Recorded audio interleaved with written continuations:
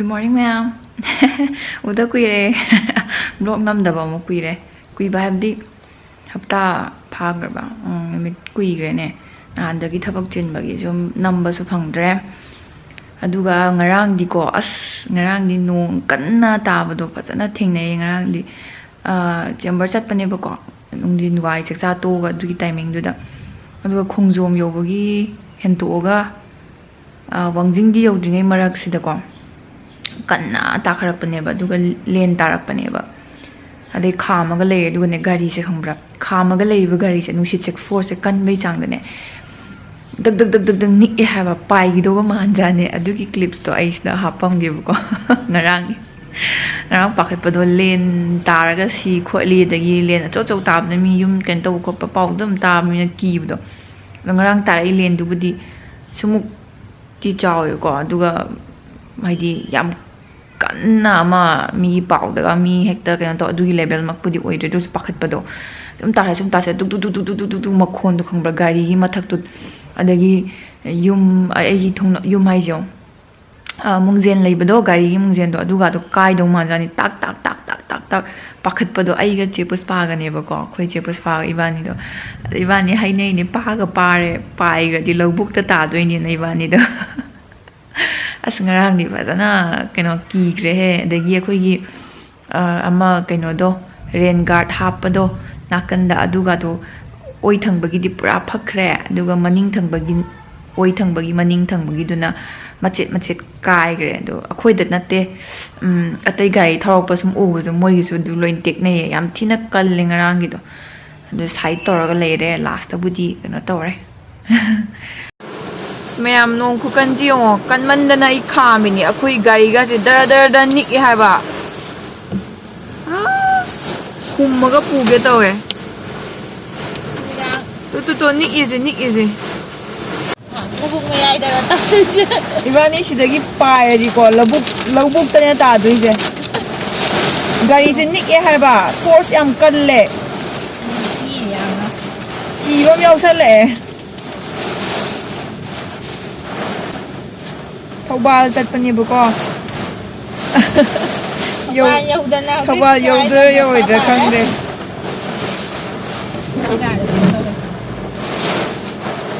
len tale mayam len oh my god len tale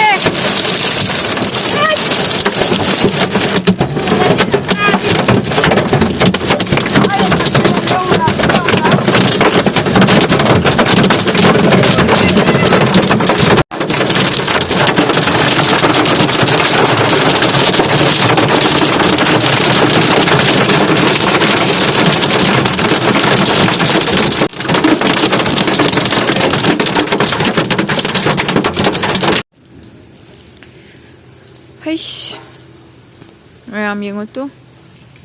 Sigi se pakre kaire, tangkai matik tekre.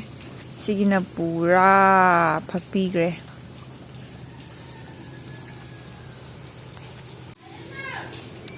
China yodi yore, nong khra hangra matunda.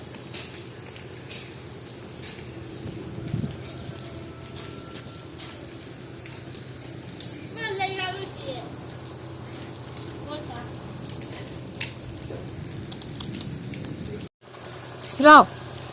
How's the nong experience to kamay tawbi? Dik ibani wait yaw damina ko dik nomba da gari ga do. Pai do male ba. Gari pai do male sengwa. Pai ra di. Phajara me. Habibu ni man sawan. Nong mangbera sa kaya phaju thoi ko. Wow, thank you. Kuchu du. Mayam kamay tawrige nungai ribo. Ai camera se na blur chatpane ba ko. Ado amuk senge amuk pha leram aina seman ge toraga seman jikanda saigi chak thungbagi manil gumbada nammu bado aina adugi maleba aduda kitang sokhi ba mal ado amuk khangdi khangba yawdi haibiro comment adudo non ni leraga pharak padawna tawe adugi ra khangde manil duna ai hoji se workout toruba loibada ngai ri ba adugi Humangna isase. Nungaire. Among nongsu chudarakadore. Khonge. Our hearts beat to the city streets. We began to feel the fire. We rise like tall buildings as the chemicals, they take us higher. The night's young and it's just begun as she puts her hand in mine. We wanna chase the night, wanna dance to the light, pull the stars from the sky, just two hearts running wild. Never sleep, never stop, as we shout from the top. We're gonna be two hearts running wild.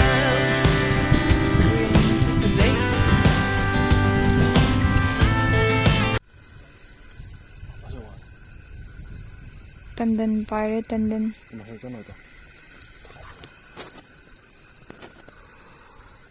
Tandan. Zay. At asam pa chat kriba yo. Wow. Wow, tandan.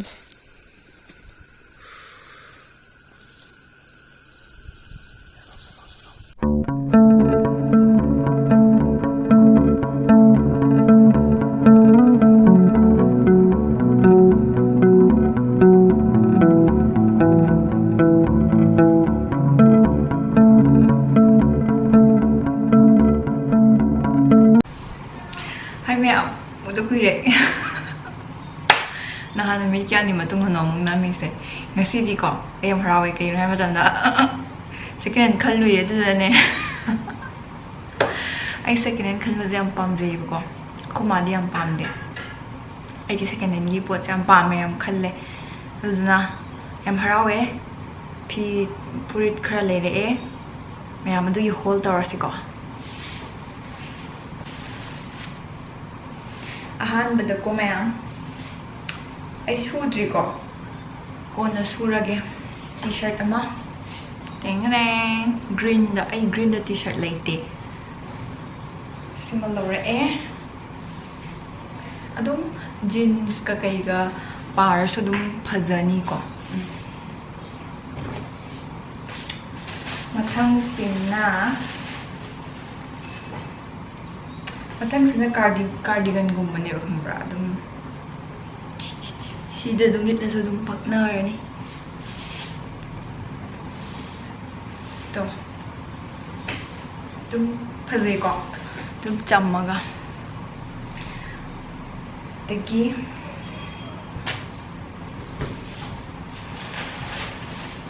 tang sina t-shirt ne sisu t-shirt amane cute oi drap ngang macha ma ga cute t-shirt ni situ jeans kumba ga pakna ganni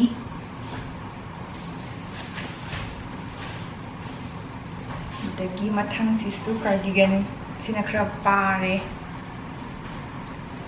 sina like summer gumbagi ko fruit t-shirt katang lipada ko yi nusa yam sa bai kitang su protect tong ning bo ko aduga lisangraga amuk isada saabdo adusu pamdidana ko aduga adum kupti kuppa nusare ju kuppa aduga isada sagat panattaba phida hitare ko sise illa ke on ai try abdul in tawra abne justika kidu fazai blue navy blue de ko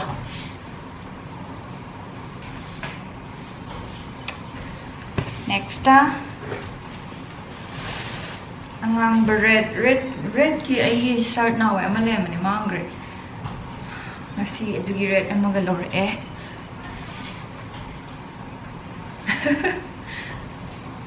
red tasu kaya laite ang wanda t-shirt se tuka mathang sina kayo ne ba sleeveless ne awesome Thai awesome Sisina dum half sleeves kumba dum ai sigi se kha chawgal le ko phaiganin ai pambom si je chawe na sumba half sleeves la kan phajadib ko ada sumam ni chalaga nga sai gi cardigan do side ta mai no chanba du gumma taw du kan lit na ba hai tare zai phai pa me aduga aroi bada last ta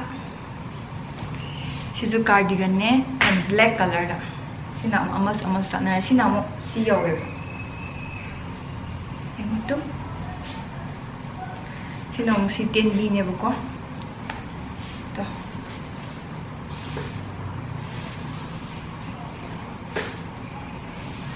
ito pa nung ay loire ay gihol mayam ay blog sa loire for yung bibagi.